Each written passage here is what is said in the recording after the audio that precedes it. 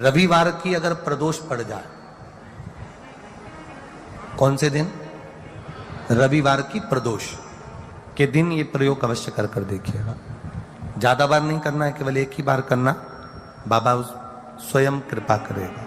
अगर आपको लगे कि मैंने व्यापार बदल लिया, एक बार बदला, कई लोग ऐसे भी होते हैं जो पैसा इकट्ठा करते हैं, धन एकत्रित करते हैं, और कोई व्यापार ऐसा कर लेते हैं जिस व्यापार में धन चले जाता है तो वो धन वापिस नहीं आता महाराज, वो व्यापार का धन वापिस नहीं आ पाता।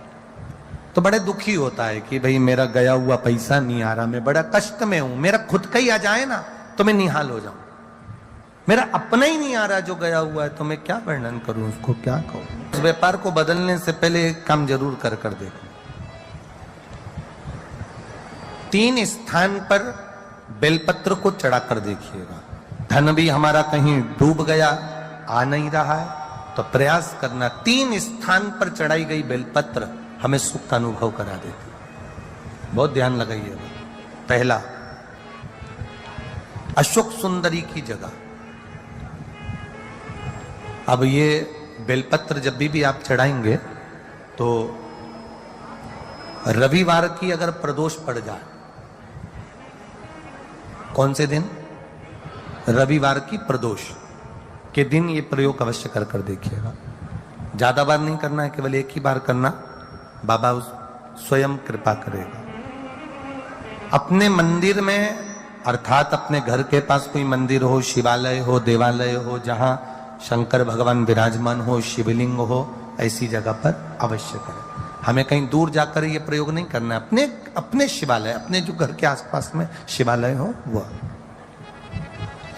एक बेलपत्र अशोक सुंदरी वाली जगह। अब उसको अशोक सुंदरी की जगह पर भी चढ़ाने का तरीका क्या है? जब हम बेलपत्र चढ़ाएंगे तो उस बेलपत्र को चढ़ाते समय आपकी जो बेलपत्र की डंडी है, इस डंडी का भाग शिवलिंग की ओर होना चाहिए। ये जो डंडी है इसका भाग अशोक सुंदरी पर जब चढ़ाएंगे तो शिवलिंग की ओर इसका भाग होगा महाराज। दूसरी, बेलपत्र को जब हम समर्पित करेंगे, जया, विषहरा, शामरीवारी, दौतली, देव, मान लो जलाधारी ऊपर नहीं है शंकर जी के, तो उसका स्मरण कर कर 5 कन्याओं का नाम लेकर जया, विषहरा, शामलीवारी, दौतली, देव, इनका स्मरण कर कर शंकर भगवान के शिवलिंग पर बेलपत्र रखेंगे। बेलपत्र कहां रखना है? आप अगर यहां बैठे हो तो आपके विपरीत में डंडी का मुख होना चाहिए। ये बेलपत्र की जो डंडी है इसका मुख आपके विपरीत में हो। आप यहां बैठे हो तो डंडी उधर होगी, आप इधर बैठे हो तो डंडी का मुख इधर होगा, आप उधर बैठे हो तो डंडी का मुख इधर होगा। आपके ठीक विपरीत की ओर डंडी का मुख हो।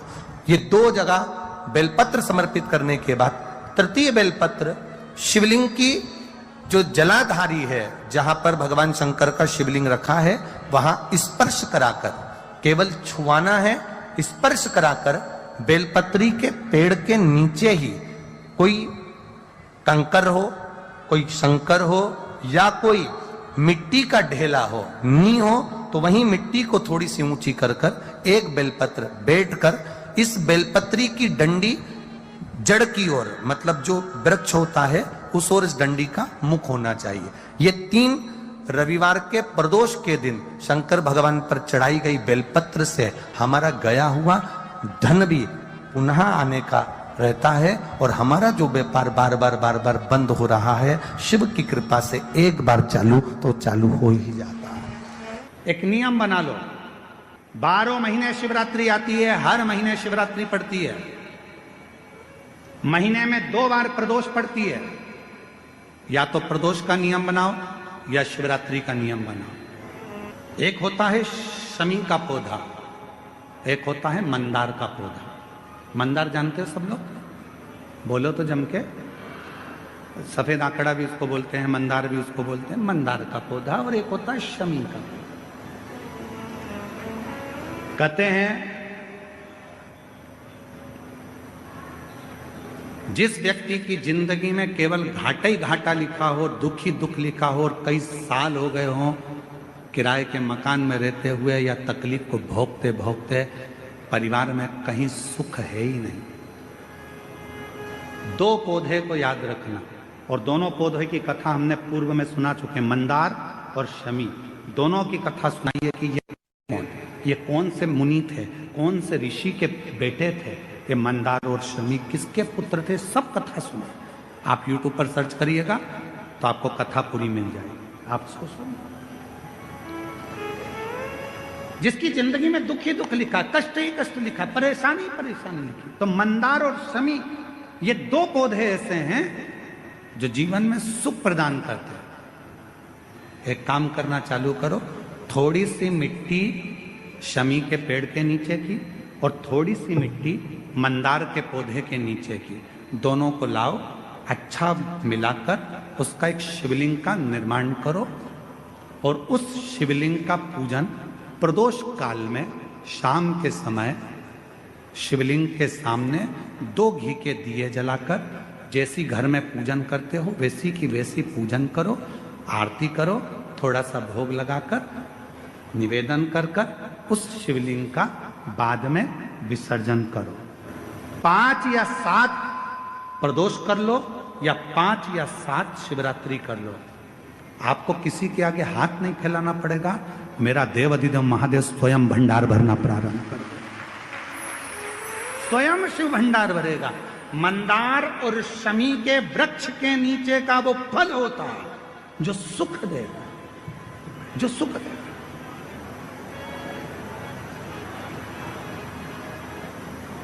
जो हमें आनंद प्रदान करता है। मंदार मतलब आप लोग जानते हो, वो सफेद आंकड़े की जो जड़ होती है, आंकड़ा होता है, उसके छोटे छोटे फूल होते हैं मंदार के, भगवान शंकर को चढ़ते हैं। और शमी की पत्ती तो आप लोग जानते ही हो, शमी का पत्र, इसके पौधे के नीचे और उसके पौधे, इसका वृक्ष और उसके वृक्ष के नीचे की थोड़ी थोड़ी मिट्टी प्रदोष काल में, या तो प्रदोष हो या शिवरात्रि हो, दोनों को मिलाकर उसका शिवलिंग बनाकर उसकी आराधना, उसकी। शिव महापुराण कह रहे शमी का वृक्ष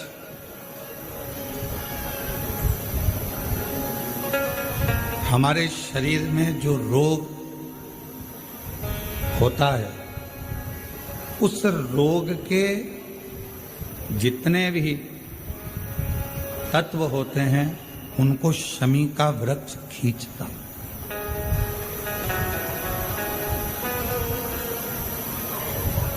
कल एक बहन ने प्रश्न किया कि गुरुजी, आपने कहा कि शमी का जो वृक्ष होता है वो बड़ा हो जाता है, बड़ा होने के बाद उसको घर में नहीं रखते, छोटा पौधा, छोटा सा पौधा घर में रख सकते, और वो छोटा सा जो पौधा है उसको तो हम घर में रख सकते हैं, पर वृक्ष, शमी का वृक्ष जितना बड़ा होता चले जाता है तो उसको घर से अपन रखते नहीं, उसको फिर कहीं बगीचे में या कहीं एकांत में या जहां उसकी जरूरत है वहां उसको लगा दिया जाए। गणेश पुराण में एक बात आती है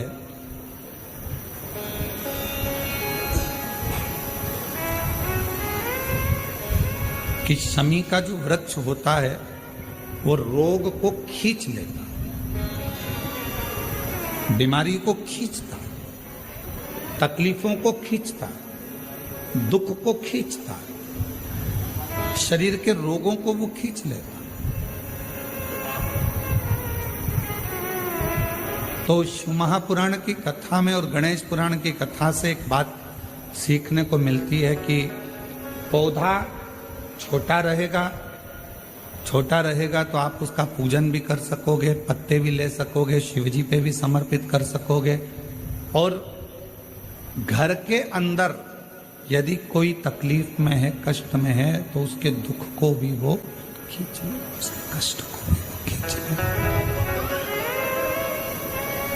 उसके कष्ट को, उसके दुख को खींच लेता है, उसके कष्ट को, उसके दुख को वो खींच लेता है। पर जैसे ही शमी का पौधा बड़ा हुआ, शमी का वृक्ष बड़ा हुआ, और उस वृक्ष के इर्द गिर्द से अगर निकल कर जा रहा है, शमी के उस वृक्ष के आसपास से इर्द गिर्द से अगर कोई निकल कर जा रहा है, तो उसके भी रोग को वो खींचता है, उसके भी रोग को वो खींचता। तो हमारे यहाँ सनातन धर्म में सर्व जगत के हित की बात कही जाती है कि शमी का जब पौधा बड़ा हो जाए, शमी का वृक्ष जब बड़ा हो जाए, शमी का पौधा जब बड़ा हो गया तो उसे कहीं अच्छी जगह पर लगा दिया जाए, जिससे सर्व जगत के दुखों को वो खींचता रहे, सबके रोगों को वो समाप्त करता रहे, सबके रोगों को वो खींचता रहे, समाप्त करता रहे। सर्व जगत के हित। छोटा है पौधा अपने नजदीक। शिव महापुराण में 5 वृक्षों का जो वर्णन किया गया, पहले नंबर पर है बेलपत्र का वृक्ष, दूसरे नंबर पर है शमी का वृक्ष, तीसरे नंबर पर है आंवले का वृक्ष, चौथे नंबर पर है पीपल का वृक्ष और 5वें नंबर पर है वट वृक्ष। ये हमको बल देते हैं और हमें जो बल प्रदान करते हैं, हमें जो एनर्जी देते हैं, हमारे दुखों को ये नष्ट करते हैं। हमको एक अलग से बल इन पौधों से, इन वृक्षों से प्राप्त होता है। शमी की जो पत्ती होती है,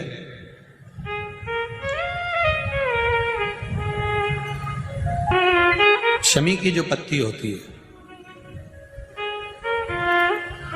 एक पत्ती में जितनी पत्तियां लगी होती हैं और एक पत्ती के अंदर, जरा ध्यान देंगे, जैसे इस पत्ती में ढेर सारी पत्तियां लगी हुई है, पत्ती में से भी एक पत्ती तोड़ोगे और एक पत्ती तोड़ने पर उस पत्ती को भी अगर गिनोगे तो उसमें बहुत सारी पत्तियां होती हैं। आज प्रयास करना, अगर कहीं आपको शमी की पत्ती मिले तो जैसे ये पत्ती, इस पत्ती को तोड़ा गया, इस पत्ती में से एक पत्ती निकाली गई और एक पत्ती निकालकर आप धीरे से रखना, उसमें भी बारीक बारीक बारीक बारीक बारीक बारीक बहुत सारी पत्तियां नजर आती हैं। शिव महापुराण की कथा कहती है, जो सोमवार की